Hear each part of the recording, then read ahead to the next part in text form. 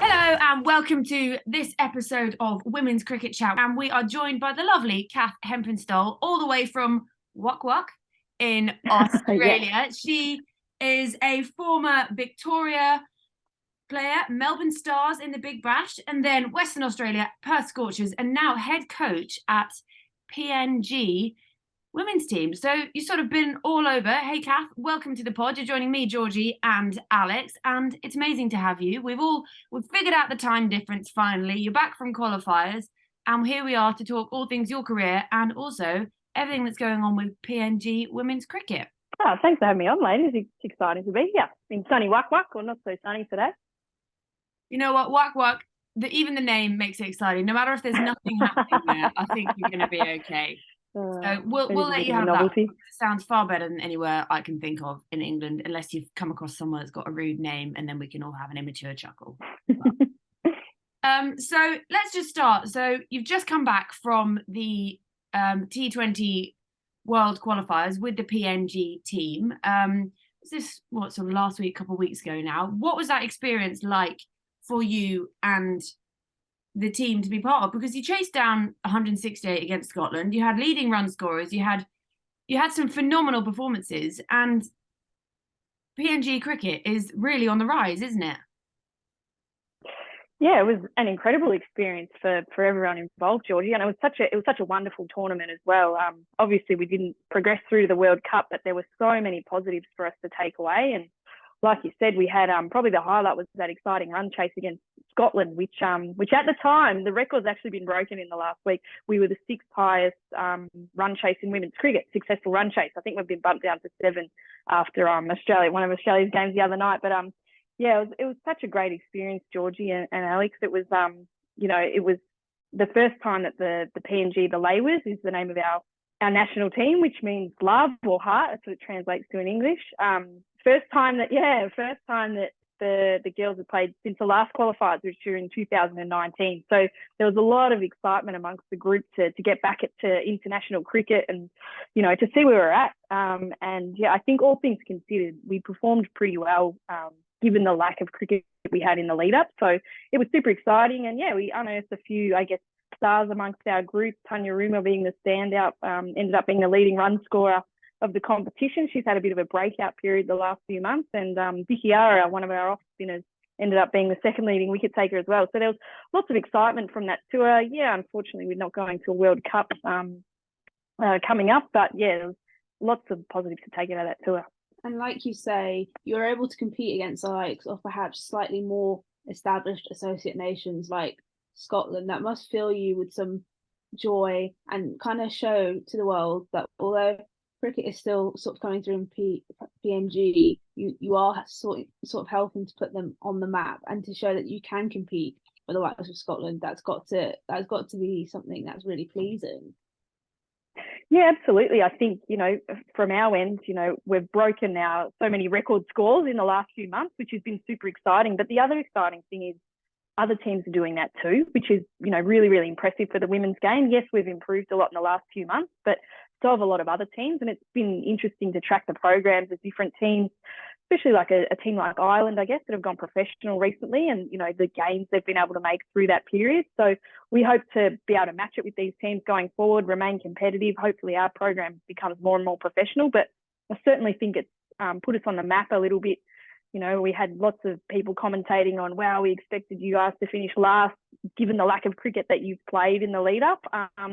But all of a sudden we've got all these new fans, and, with our girls, they play a really, really exciting brand of cricket. It's a little bit higher risk, higher reward. So when it doesn't come off, it doesn't look so great. But when it does come off, that was one of the best chases I've ever witnessed, that game against Scotland, where Tanya Ruma and Brenda Tower were able to get us home in the end there.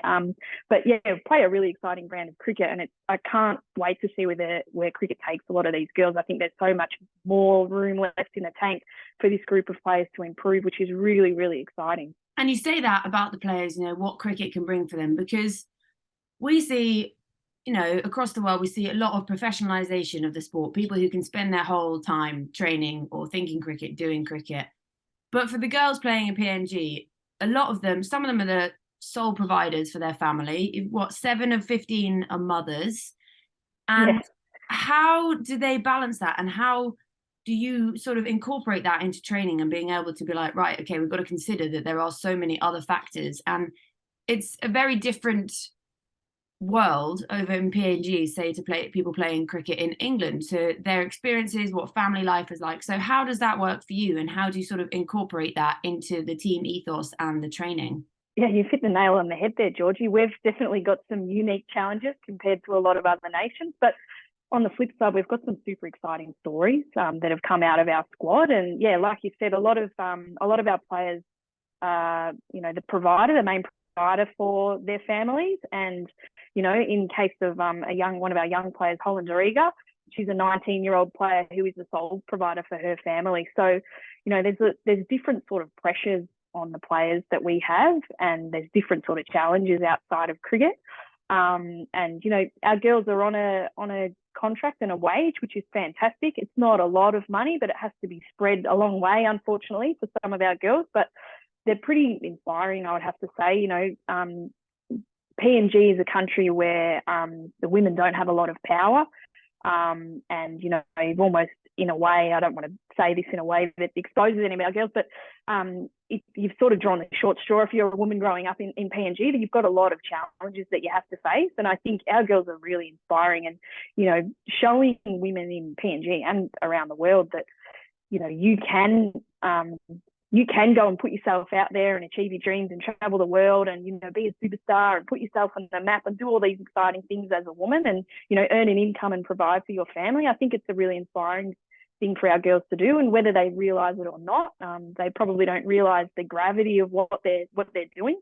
But it's inspirational. I know I keep saying that, but some of the stories that have come out of our group are just incredible. And I think when you compare us to other nations, I know every nation's got their challenge, and particularly associate nations and women's teams, but ours are very, very unique. And some of the things that our girls have had to overcome just to get onto the field is pretty incredible. Yeah, and you mentioned Holland Aruga there. She's actually also only 19, isn't she? And she made her debut, was it, at that qualifier? So she sort of skyrocketed into the zeitgeist. Is she someone that we're going to all have to keep our eyes and ears out for?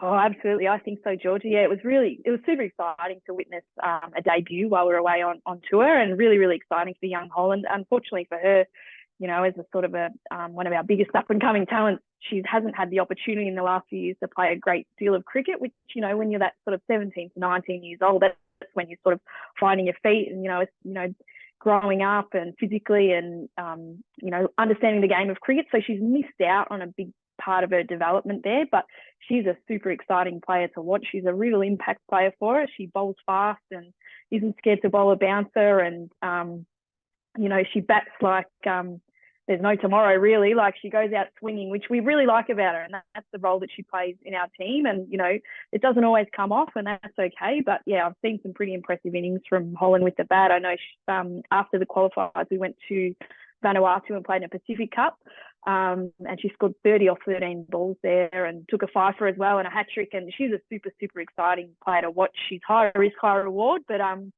she plays a really exciting brand of cricket, and you just can't help but be drawn to watching her play when she goes out there. You surely can't think, though, like a call up to a franchise team, perhaps maybe Women's Big Bash next year, the 100, the Women's Regional. Surely that's got to come soon for her, because if she's doing all this now at 19, even on the big stage, surely she's ready to take that step, and those franchises should be aware of her. Well, I hope this podcast goes out to the franchises, Alex, because yeah, I totally agree. I watched her play a game on the weekend. She's actually in Perth, Australia at the moment, training. She's been training with the Western Australia squad.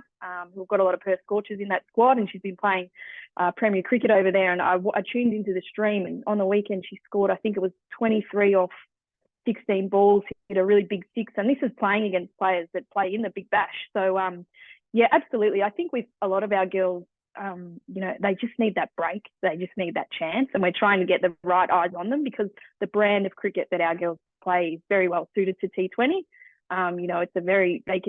A lot of them can hit sixes, which in the women's game, it's evolving, but not everyone can hit them. So when you come across players that can hit them and a player like Holland that can hit them, you know, in the first sort of few balls that she faces, it's pretty unique. So I'd love for Holland to play as much cricket as she can over the next few years. And sometimes it's a case of, with this franchise cricket, right place, right time. And if there's an injury or, you know, someone withdraws, and if you're the next person standing closest and you can hit sixes and bowl fast, you just never know. And they're the conversations that I've had with Holland. You never know where cricket can take you, but just keep working hard and, you know, keep hitting those sixes and bowling fast, and, you know, hopefully someone picks you up in one of these teams.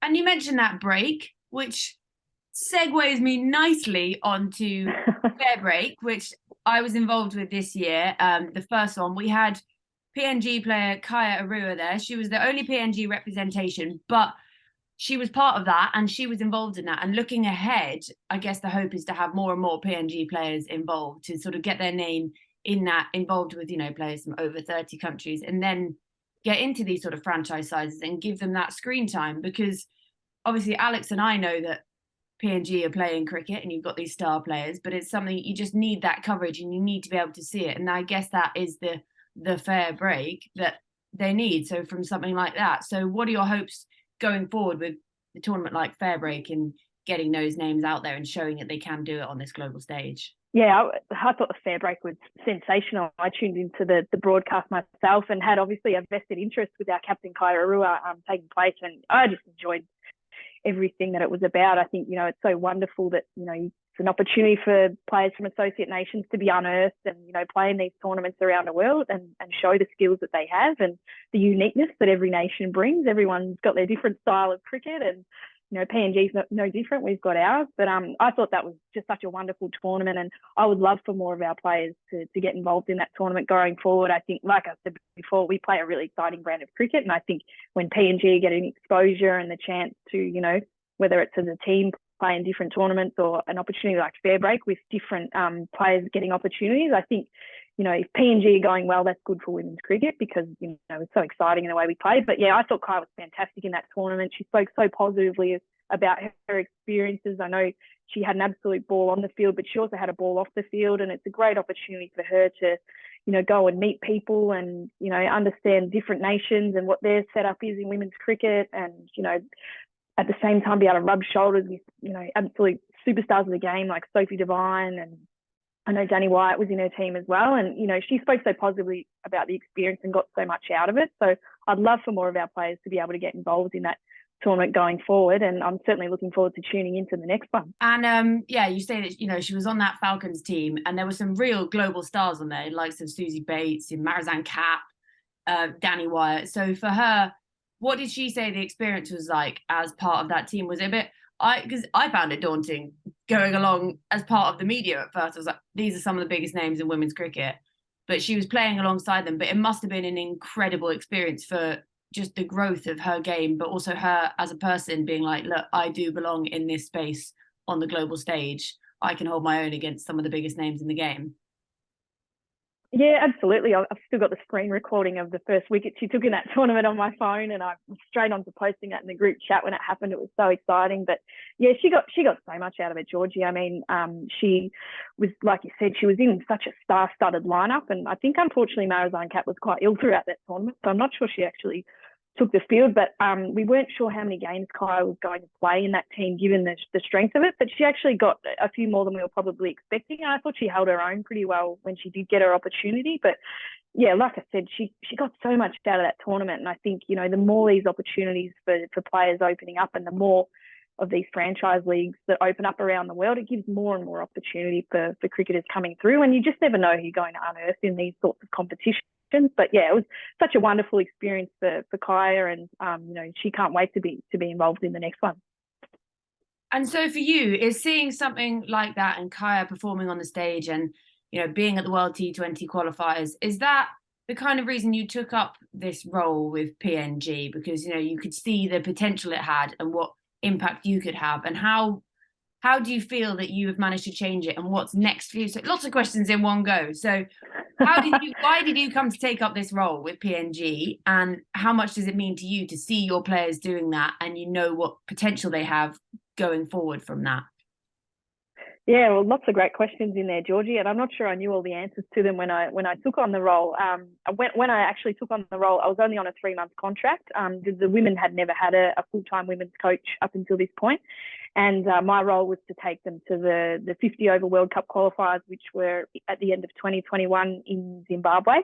So I was just on a 3-month contract to do that tournament. Unfortunately, we never made it to that tournament. We had a COVID outbreak in the week leading up to it, so we had to withdraw, and then of course, that tournament never went ahead anyway because of the Omicron variant. But so I was only meant to do a 3-month contract, and then, you know, discussions started happening with the board and management at Cricket PNG about making the women's side more professional, and that meant employing a full-time head coach. So I went through the process there and has been working with the girls ever since, which is super exciting. But I think I can't even remember what all your questions were now, Georgie, but when I took on the role, I was, you know, really keen to get, I guess, an international break and a coaching experience. And I was really keen to stay involved in the game when I retired, and had done a bit of coaching along the way and really enjoyed it. So I thought, what a wonderful opportunity to take on a national side and go to the qualifiers. But there's been so many other parts to the role that I probably didn't think too much about before I took it on that have been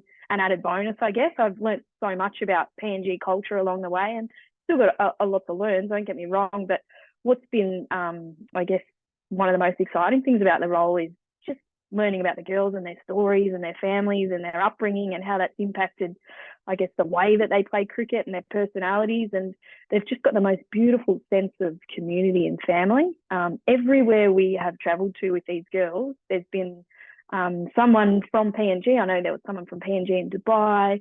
When we've been to Australia, Indonesia, Vanuatu, there's little PNG contingencies all around the world, and they always catch up with us. They always put on meals for us, dinners. We've had the most wonderful events through this community, and they're just the most generous, caring, you know, selfless people that I've ever met. And I never would have known any of that about PNG culture if I hadn't have taken on this role. So it's they've just got, yeah, I can't, it's something that you probably have to experience to truly know what I'm talking about. But their sense of family and community is just something that I've learnt so much about, and really enjoyed that part of the role, and getting to know their families and their stories. And like you said before, Georgia, we've got 7 mothers in the team, which is just mind-blowing. I played a lot of cricket with Sarah Elliott from Australia growing up, I should say, at a senior level. But and she's got 3 children now, but I remember when her first son was born, Sam, and she was still playing cricket and, you know,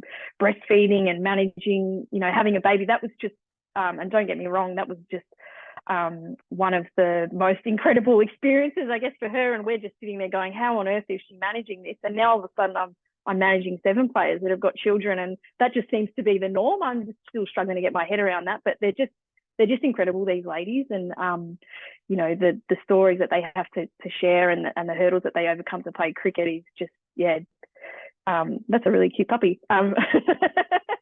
Just come on the screen, but just for anyone listening and not watching this, I've just been attacked by the dog. He appeared on my lap about a minute ago and is making noises, and Kath has just seen him pop up on my shoulder. Stay down there, good dog. Nightmare life. Oh, good, that's funny.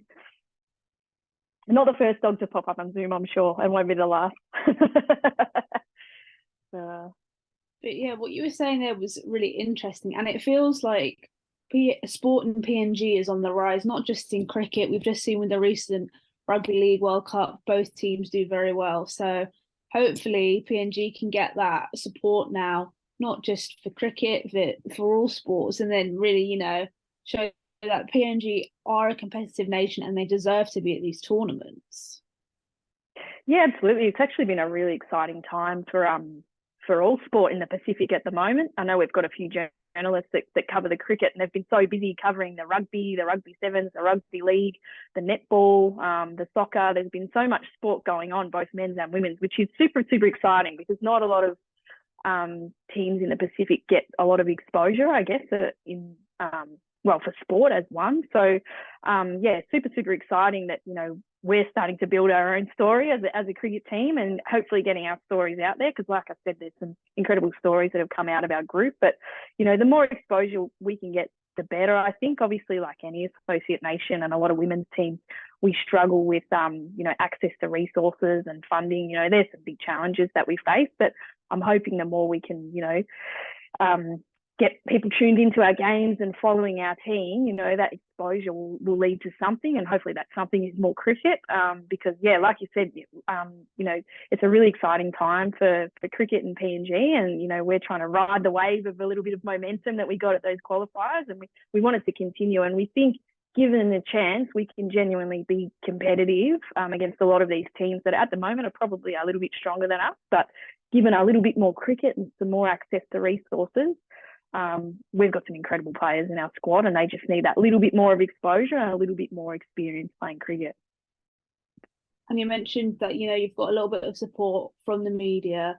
What is the support like in general for PNG cricket? Is it one where it's growing, or is it one where you've got your dedicated fans who are there for every game? What's it kind of like? Because obviously in England, we know what support is like. In the big countries, we know what it's like. So we're curious to know, in countries like PNG, Scotland, how well followed is the team?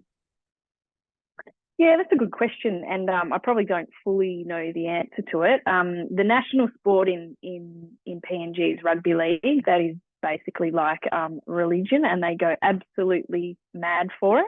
And a lot of our girls follow the National Rugby League competition in Australia.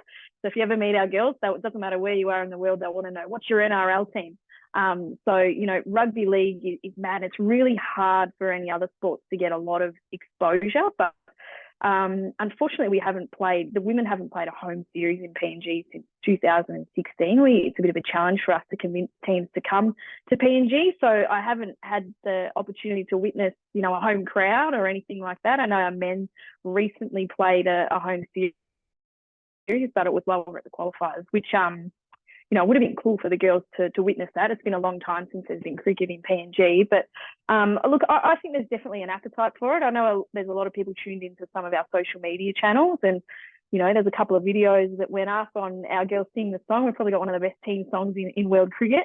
And that got a lot of exposure and views and comments, and it's overwhelmingly positive. Obviously when you're singing the team song, it means you've had a win, but it's been really, really positive. And I think the more exposure we can get, whether it's people tuning into our games or even through social platforms, the better for us. But we've played all of our games away at the moment, and like I said, there's always a PNG contingency that follows us around, and even though they might not be cricket fans, they are by the time they meet us. So I think there's certainly it's a growth area, and it's like I said before, we're looking for opportunities for these women to be, I guess, role models, and be real leaders in the community for PNG and for women in general. For it, we just need to get a bit better at sharing our story at the end of the day.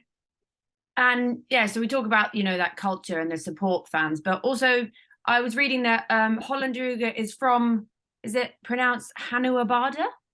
Is that how I pronounce it? Hanuabada, yes, yeah. Hanuabada, and that is sort of the big village. That is like the cricket village, isn't it?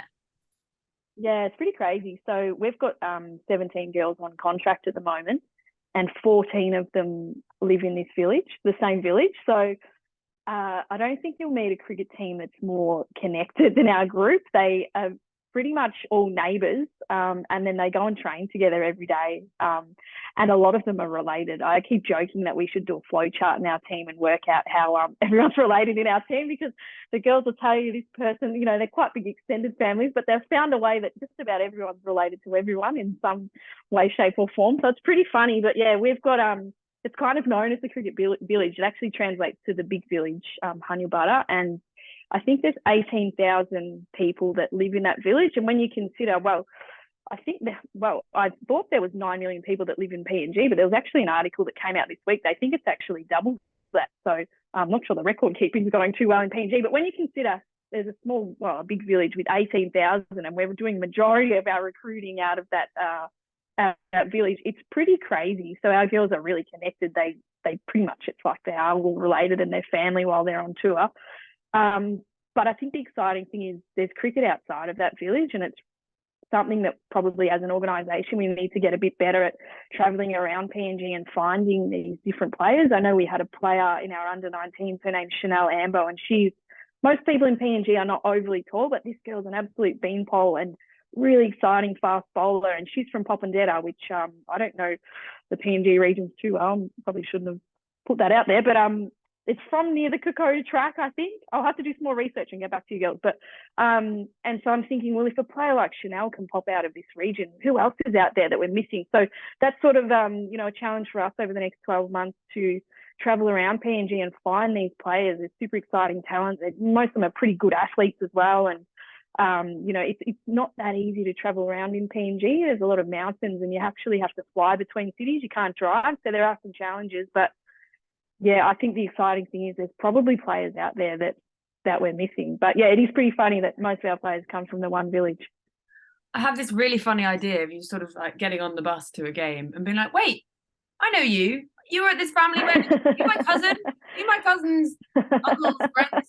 And just everyone. And it's like this big episode of long lost family, but just like on the way to the cricket, which I think that just sounds amazing. And I think it's that sort of family atmosphere it seems to have. Like, obviously I've never seen PNG play live, but I can tell from the way you talk about it, it does have that family feel to anyway. Not necessarily just because people might be related anyway, but they sort of have that family feel about it. And I think every team needs that kind of thing at their core, because if you get along like a family and like a group, then you're going to want to work for each other, aren't you?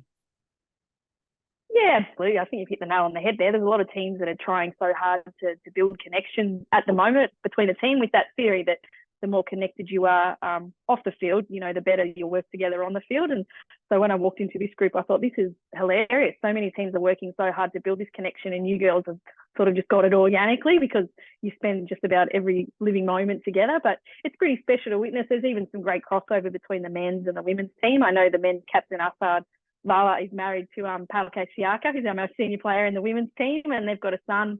And obviously when they both go on tour, there's the challenges of, making sure that he's looked after. So it's a pretty special thing to witness, and, both teams look after each other really, really well. But yeah, it's really, really special. And you mentioned the men's team briefly there, and you're talking about how, they're trying to build to more equality. Did I read somewhere that they're aiming for wage equality between the men's and the women's by 2025, 26? And that's huge, because you've got these massive nations in the world, the likes of India, Australia, New Zealand, and obviously India the BCCI just announced this year, equal match fees for their men's and women's, same with New Zealand. But it's amazing that PNG are already taking this step and like, look, we know we want to do this. This is what we want. We're giving this equality. And that is something that's really important. So is that something that's sort of at the core? They're treating the men's and the women's on that sort of equal pegging?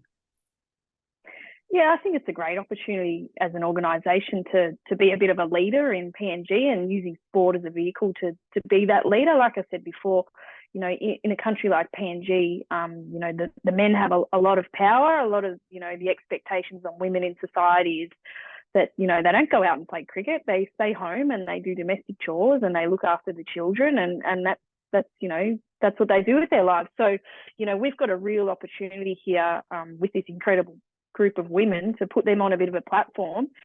And yeah, you're right, pay them comparable wages to the men and show that, equal work, equal pay type thing. And, I think it's really, really exciting. So 2025 probably can't come fast enough for our girls. But yeah, I think it's a step in the right direction, certainly.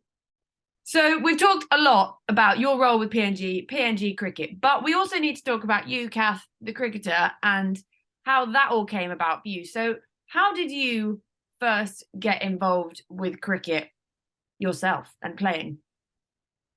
Well, like a lot of, I think, Australian kids, I grew up playing cricket in the backyard with my family and had some, good battles against my two brothers played cricket as well. I've got two brothers and a sister. She joined in occasionally. So we'd play a lot in the backyard growing up. And then I started playing junior cricket. I think I was 9 or 10 years of age, started in the under 10s and sort of worked my way through junior cricket there at a club called Aberfeldy in Melbourne, Australia. So I played a few different sports growing up, cricket, tennis, some AFL footy, athletics, to name a few. But cricket was the one that really, really stuck for me. And I probably started to take it a little bit more serious when I got older, got picked up in an underage Victorian team, and then sort of fell into the pathway or the system there. And then obviously got my first contract with Victoria.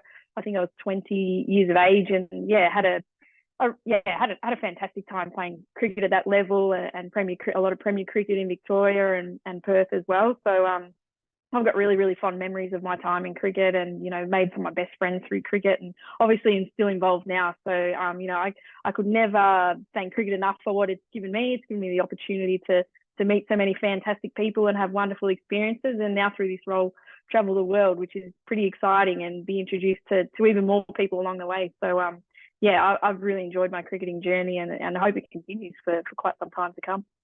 And growing up, did you have any role models you looked up to?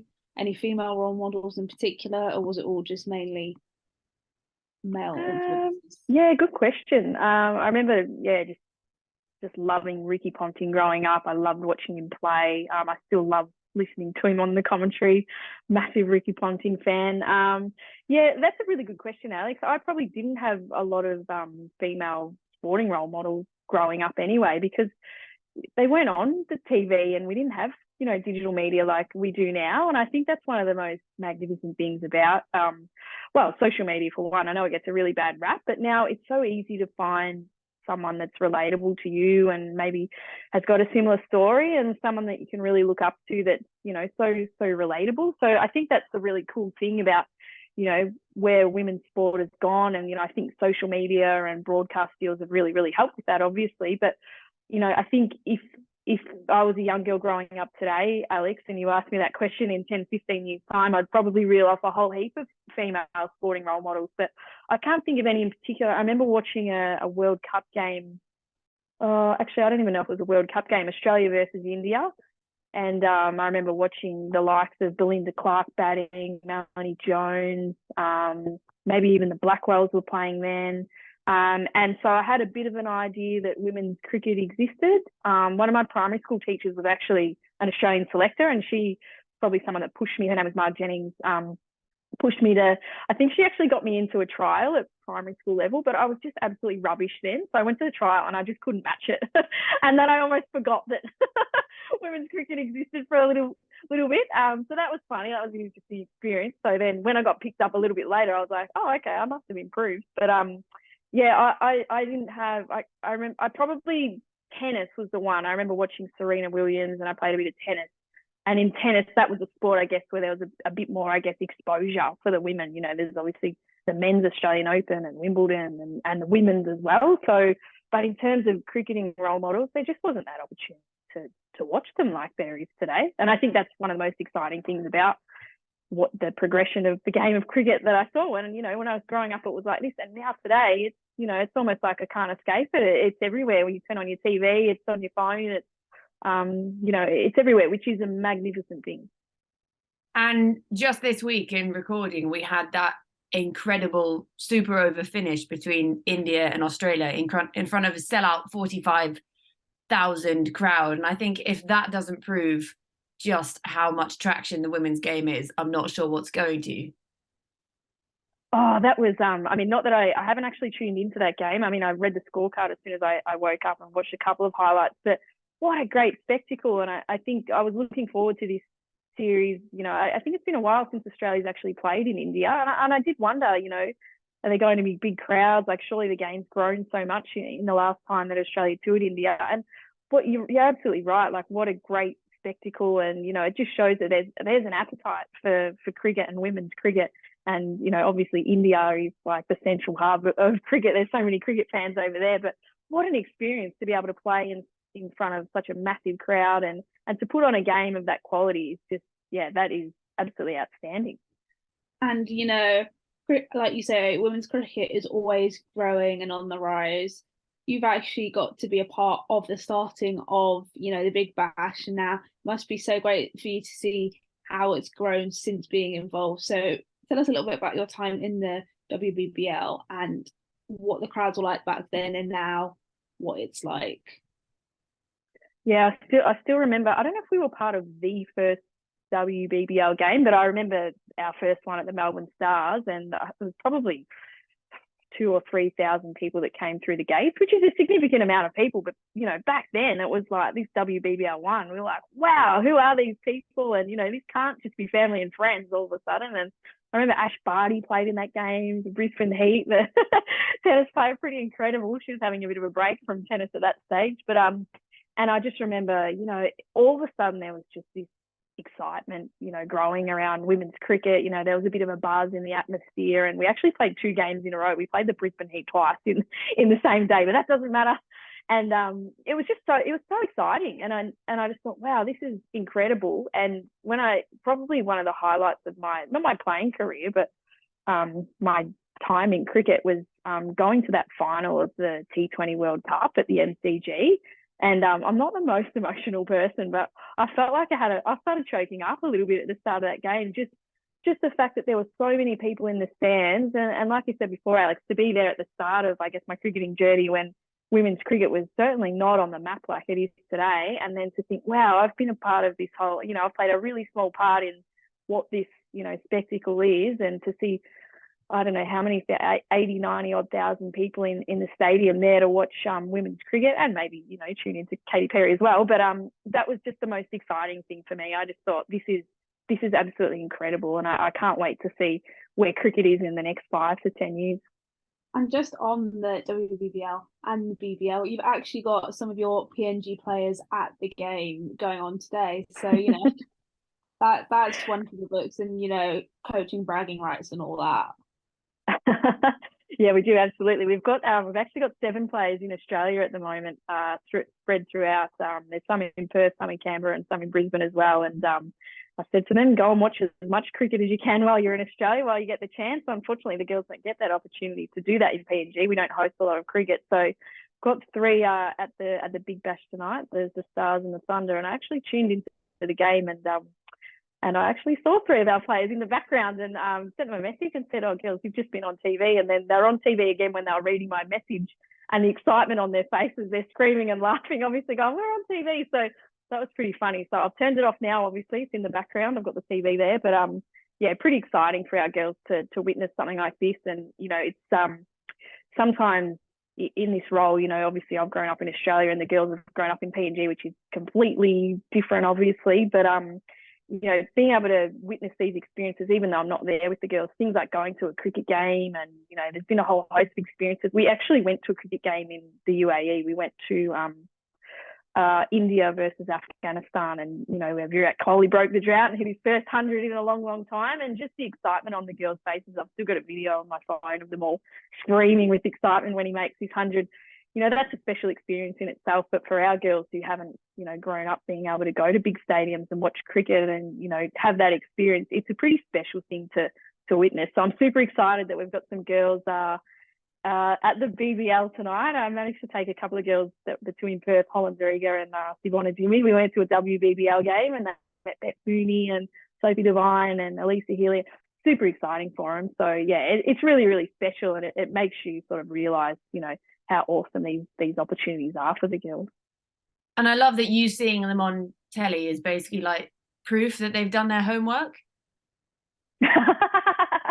Well, I was just relieved because I organised the tickets for them, and I didn't give them any information of where the game was, or they've sorted it out themselves. They've jumped on the bus, they've got down to Monica, and I was just a little bit relieved, to be honest, that well, they've found their seats, so good on them. But yeah, they sent me a photo actually earlier in the night of them with their KFC bucket hats on. So I thought, oh well, that's a good start. So if there's anything that proves if there's anything that proves you're at a Big Bash game, it's a KFC bucket hat. Yeah, so they've got their souvenirs. I'm not sure if they'll make it back to PNG, but yeah, no, super exciting for the girls to go and watch some cricket. It's when you go and pick them up from the airport and they're still wearing them.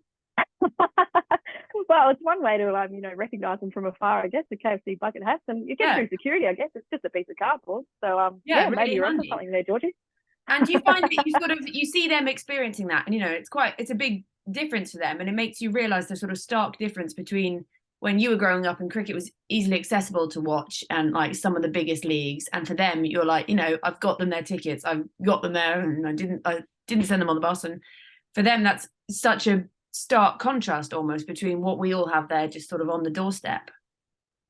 Oh, yeah, you're absolutely right. It's and it's just so special to see how happy they are when they get to do these experiences. I know the Canberra girls as well.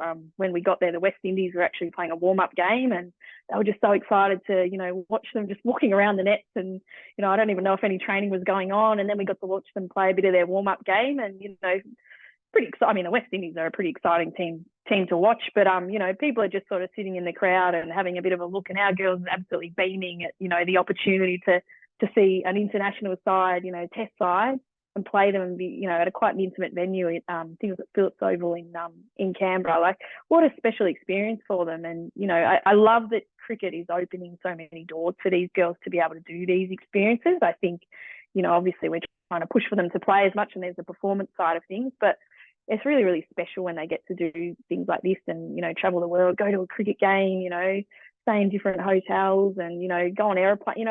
Some of these things are real novelty for our girls. We had an under-19 side that I took to the World Cup qualifiers, and that was one of the more incredible experiences of my life. I think we had these girls that I think of all of them, only one or two had ever been on a plane. They didn't actually have birth certificates a few weeks out from when we were due to leave, so we had to organise passports and visas real quick. Got them on a plane. Most of them never been on a plane, never stayed in a hotel. We organised bank cards for them. The concept of digital money was foreign to our girls. They'd only ever used cash, and everything was a first. And I thought, wow, what an incredible experience for these girls to, be able to do all these things. And if it wasn't for cricket, potentially they never would have happened. A lot of these girls had never left the village. So cricket opened so many doors for our girls, and we speak about that a lot. And we try and use as an avenue for that the more exciting brand of cricket we can play, and win as many games as we can. It's not always about winning, but if we can play an exciting brand of cricket, you just never know what doors are going to open for you. And I think that's been a really special part of the experience, not only for the girls but for me as well. And I saw a lovely quote from an article about the PNG team, and it was that cricket helps us feel important. It gives us the courage to fight. And I think that's something really nice, and it sort of sums up the sort of transcendent, good word there, Georgie, well done me, the transcendent aspect of sport, and how it is more than just a game. It's life-changing for some people. Yeah, and I think no more than for our girls. Well, like I said before, like cricket gives these girls a platform, and it's a platform that's not easy to get a hold of in PNG. So I think it's wonderful. They're all incredible role models. They inspire me every day. Every staff member that we bring into our group, when they leave, just comments on the impact that our girls have had on them, and a really positive impact. And they're really, really special people. And I think it's so great that cricket is providing the platform for these girls. And I can't wait to see the more, I guess, people we get tuned into our games and following our group of girls and listening to their stories. I guess the bigger our fan base grows, the bigger that platform will get for the girls. And I think that can only be a good thing, not only for cricket and PNG, but for women in general in PNG. I think our girls are incredible role models, and hopefully can show girls in PNG that there's opportunities out there, whether they're through sport or other avenues, for women to do something different from the norm. Not have to be staying home and doing domestic chores and just be expected to have children and not do anything too exciting with too much more exciting with your life outside of that. So I think it's incredible what our girls are doing, and hopefully we can get them more and more exposure so they can be even more impactful. And you mentioned different roles around cricket. Obviously you've gone from playing into coaching. Is that something that you always intended to get involved in? And what's it like am I right that you've had Julia Price alongside you coaching? Because we previously had her on the podcast when she was involved with the USA. So sort of twofold question. Okay. Do you always intend to go into coaching, and what's it like working along someone who's such a legend of the game? Well, to answer your first question, no, not really. I've done a little bit along the way and really enjoyed it, but and I guess, to go back on to one of the questions that Alex asked earlier, I didn't think this was an avenue for a career path when I was growing up. So it didn't really, it wasn't at the forefront of my mind until probably the last few years that I was playing, that I realised, hang on, there are actually some opportunities here, and they're only going to grow. So no, it wasn't always the plan to get into coaching. Like I said, I've done bits and pieces along the way, and I've had other roles outside of cricket that have probably helped me with a lot of the skill sets that are required to be a coach, and in particular a head coach. So, you know, I've really enjoyed my time with PNG. I hope to do it for some time to come. And, you know, I'm not sure where the next opportunity will be, but I've really enjoyed this coaching experience. And I have to say it's a pretty unique one at that. So, you know, there's been lots of, I guess, things that I've learned about myself and my coaching as well, which I probably wouldn't have got from a lot of different other different environments. And to answer your second question, Pricey's an absolute legend. And I guess with my coaching experience, or somewhat of a lack of experience considering the level that I'm coaching at, I asked her if she'd be involved with us, and I couldn't believe our luck when she said yes. And she's had an incredible impact on our group. She came to us to the World Cup qualifiers in the UAE, and she was a big reason that we made the progression that we did during that period. She was not only huge for our group, but she's been a really good, I guess, a mentor for me. She's got that head coaching experience, and I really, you know, there's not too many people with a more diverse coaching resume than Pricey. She's had experience in women's, men's, you know, international level, associate level, full member.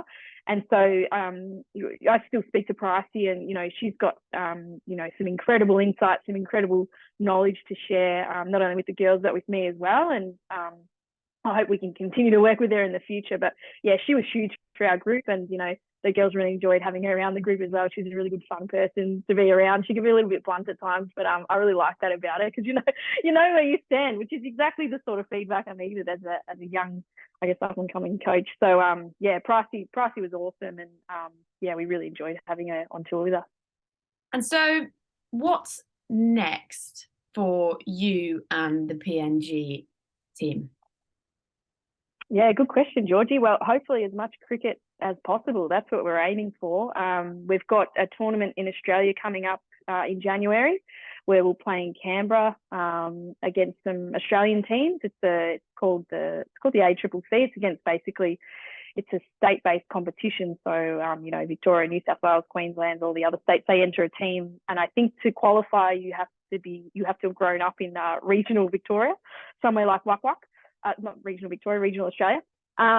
But we enter a team as PNG, which is pretty cool. So, you know, it's just an opportunity for us to play more cricket and more cricket on turf, which is a challenge in our region. A lot of the cricket we play is on synthetic. So we've got that coming up.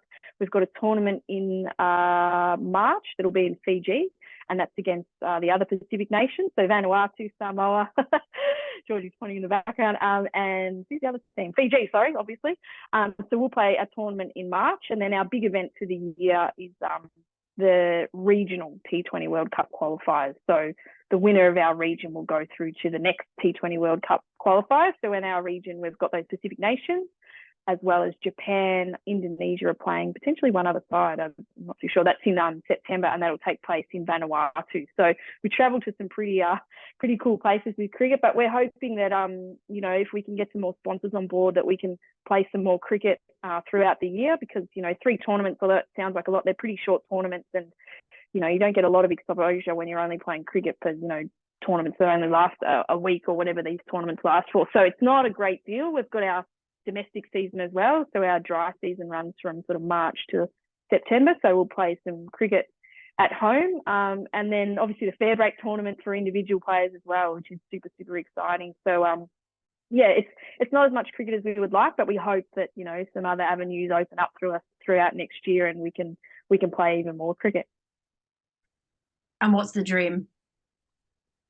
What's the dream? Well, if you ask our girls, they want to go to a World Cup. So that's a pretty big dream, but you know, dream big, I say. So yeah, look, we just want to get our girls as much exposure to cricket, and ideally high quality cricket, as we can. I think now that I've spent a fair bit of time with the girls, the thing that stands out to me is our girls are pretty skillful players. Like, when I looked at all these other teams, you know, that were playing in this tournament, there were some really good teams. Talking about the qualifiers, our girls' skill sets matched up with any other team. You know, we hit more sixes than any other team, even though we finished fifth.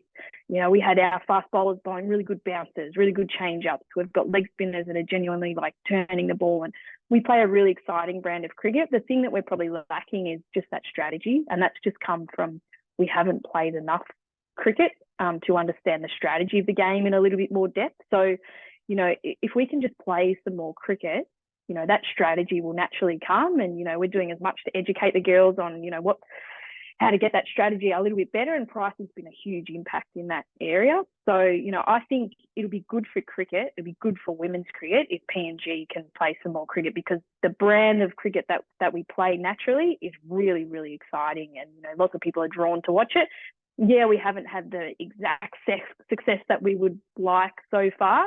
We're just that little bit inconsistent because we haven't had that exposure. But my dream is for these girls to, play as much cricket as they can, have success as a team, but also I'd love for one of our girls to get picked up in the WBBL, in the 100, more players in fair break. I think, you know, the more exposure we can get them, the better. And, you know, I think, like I've said before, our girls can be a real vehicle for, you know, women in PNG. And I think, you know, that's not lost on me, that, you know, I understand the gravity of that situation, and I want to push for them to be able to do that as much as they can and have a big impact on their community. So, I just want these girls to play cricket as much as they can, good quality cricket. So if there's anyone out there that wants to sponsor us to do that, we'd really, really appreciate it. But yeah, it would be super exciting. If these girls could play in a World Cup, and I know that's a big dream of theirs. So we'll push to play as much as we can, one tournament at a time, as they say. But I just want these girls to get that exposure and experience, because I think it's really, really exciting where this could head for them. I have this image of them sort of walking out into a World Cup, but with their kids as the mascots. You know, when you walk out with the kids, like, actually, these are genuinely our kids. We have enough of them. And it's like, Kath's Kid Care. That would be pretty cool. You know, that's what you could do if you weren't a coach. It'd be Kath's Kids Care. Well, some of our players, we could run a crèche. Well, a lot of our, so we've got 7 mothers, and a lot of them have daughters, not a lot of sons. And they do joke that we've actually got the next Laywas team in the wings ready to go. So, so we've got our junior program as well within the same family. But, the other reason, Georgie, is we probably have the best uniform in world cricket. So, you know, it'd be sad not to see that on a World Cup stage. Our kit is genuinely, everyone comments on it, and it looks amazing. So we'd love to get that out there too. I mean, if you want to send us some PNG shirts, we're more than happy to, you know, put it on the gram, put it on TikTok, you know, put it across socials. It is really cute. I've been eyeing up your jacket this whole time. It's good stash. Really good. It looks I'll definitely send some kit your way. It looks kind of like a bumblebee, the bit with the stumps and the ball, and then the like 3 bits. This is this one here. This is the bird of paradise. That's the other great. side. That's the logo. It's fun. It's just really good stash. Shout out to Savannah Jimmy, our opening batter, because she actually got this logo tattooed on her leg. So, oh my gosh, can you send us a picture, please? Yeah, I'll have to. I'll get her to send one. That is dedication. You know, she loves the logo too. That is dedication. If you guys get to a World Cup, I will get the logo. We'll hold you to that, Georgie. But there awesome. You go. There you go. I mean, I've said it now. It's gone public, and unless Alex edits it out, let's get this viral. Yeah. I mean, I don't know where I'd get it, but I will get it. I mean, it's a cool logo. At least it's not horrible. So, I think that's probably all we've kept you a very long time. I can tell it's got dark where you are, and we like to finish off with a few sort of quick fire questions that they're not very difficult, whatever, you know, they're just a bit fun. Okay. So one we always really like to start with is because this might be quite hard because you've probably never, I don't know if you've ever had English cricket tea, but one of our favourite ones is, what's your favourite food item at a traditional cricket tea? Oh, that is a good question. Our teas are very different in Australia, I would say, to England. But we in the WA squad, we used to talk about having a bowler's lunch, and that's in a 50 over game. You know, I was a bowler. When you bowl first, your job's essentially, you'd hope your job's done, and you just eat as much as you can. We call that a bowler's lunch, and that's much more fun than when you bat first, and then you can't eat much because you've got to go out and bowl, and you don't want to have too much food in your stomach. So I'm just going to be really general and say a bowler's lunch. Nice. I'm thinking meat pies, Tim Tams. Yeah, Well, everything. Go the curry, go anything heavy because you can put your feet up because you've done your job. You've had a bowl. And then suddenly you're 6 down and you're like, oh God, this is a terrible idea. Well, yeah, that's happened too, Georgie. But anyway, you live and you learn. It was worth it. Yeah, that's it. Favorite musician or artist? I'll do a shout out to an Australian artist, Gang of Youths. Never heard. We'll have to have a listen. Your favourite sledge you've ever heard or used? Surely in Australia there's a lot of sledging going on. Yeah. They're never very intelligent, so they're not that memorable, Georgie, but I actually can't think of one. I can't believe I'm going to have to pass that. Sorry, mental blank, but I can't think of one there. That's all right. My favourite one is the Mitchell Johnson to Jimmy Anderson in the Ashes in like 2010, 2011, I think it is. And he goes, why are you chirping now, mate? Not getting any wickets. And then he bowls Peter Siddle. And I was like, that's just like a monumental movie moment right there. That is pretty funny. Yeah, the timing of that. I really like the sort of really childish ones. You know, it's either going to be really clever and quite witty or just stupidly childish, like you smell, you know, just like someone that put off because it's so bad. Do you know what I mean? Yeah. Well, there's probably been plenty of those in Premier Cricket in Australia. See, it's good. It's already put you off. Elise Perry is literally just such an icon of not just Australian cricket, but Australian football as well. So absolutely. Yeah. Dare I say she'd probably have the better of me in this day and age. But I think I got Rachel Haynes out too. So I had a pretty good game in the end, which they're pretty few and far between for me. So I was pretty happy with myself, and we won the title. So that was exciting. There's no better feeling, I guess, as a bowler to like take the wickets, the prize wickets of like the established internationals as well. Yeah, absolutely. I was probably that bowler that everyone tried to target when they played against. So when it came off for me, I was pretty happy. Favorite ground you've ever played at? Oh, good question. I'll have to say the Wacker. I made my debut on the Wacker. So I've got special memories there. And then I ended up playing for Western Australia, and that was our home ground. So I'll say the Wacker in Perth. Go to karaoke song. I steer clear of karaoke as much as I can. I can't think of a song. Yeah, that's definitely not me, Alex. So there would be none. I'd run out of the room.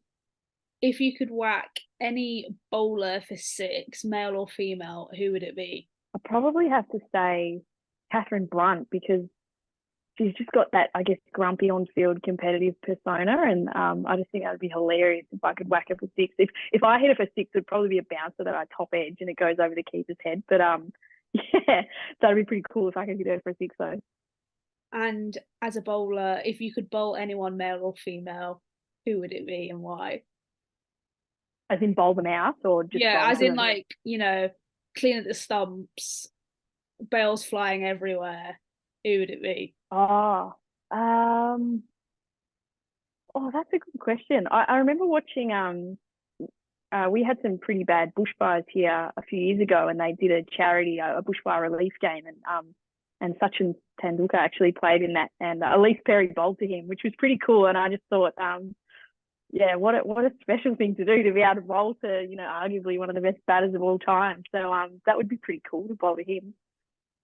I'm not sure I'd be able to get the stumps and the bails flying, but just the experience of bowling him to him would be pretty cool. Yeah, I can imagine though, because I think I got to see him in his last test in England in like 2011, and just like you could feel the crowd, like even the English fans, you could just feel the amount of love they had for Sachin Tendulkar. So I get it. Yeah, got an incredible aura about him. What would be your dream ground to play at? Oh, that's a good question. I think I just have to say Lords, wouldn't I? The home of cricket. I've been there, but never played a game there. So just, I think the prestige and being able to say you played a game at Lords would be pretty cool. If you hadn't done cricket, what would your dream job be? Well, to be honest, Georgie, I can't imagine my life without cricket, because I've played it since I can remember. One of my earliest memories was playing cricket. So I probably wouldn't have accomplished much, I'll tell you that much. Cricket has opened a lot of doors for me. So I can't. So you wouldn't be like joining a circus or something? Oh, no, I wouldn't have thought so, but yeah, it's probably a bit of a scary thought for me to think about if I didn't play cricket, because it's where I've met most of my good friends and had my best memories in life. So I've never really gone down that path. Well, luckily you don't have to. So True. I'm not great at hypotheticals, I'll be honest. Alex, do you have any more to add? Cool. Well, now that my laptop actually works again, we round it off. So, Kath, honestly, it's been absolutely phenomenal to speak to you today. That we've learned so much about PNG cricket, about you, about where it's going, and I really think you've got something magic there that we're all going to have to keep our eyes out for in the future. And it's so exciting to hear, and I can't wait to get my tattoo of the PNG logo when you get to that World Cup. It's been so fab chatting, and thank you for taking time out of your evening in the middle of Waka Waka. Well, Whack whack whack whack whack whack, not Waka Waka, that's a Shakira song. Lamina, waka waka, I've been watching far too much Cricket World Cup in Wak Wak. It's been amazing to chat to you, and I really look forward to seeing what the future brings for PNG. Can't wait to see some of the girls at Fair Break, hopefully, and if you can get there, that'd be even more fab. And thank you so much. We've absolutely loved it, haven't we, Alex? And thanks for having me. Just before we go, is there anywhere our listeners can find you and PNG Cricket all over social media? Yeah, absolutely. Cricket PNG's on Instagram and Facebook. I think just as Cricket PNG, and I'm more of an Instagram user, not so much Facebook. But yeah, I'm on there. I think it's just my name if you want to follow along. I've been trying to post a little bit about the girls recently, actually, give them a bit more exposure. So feel free to have a look and join in.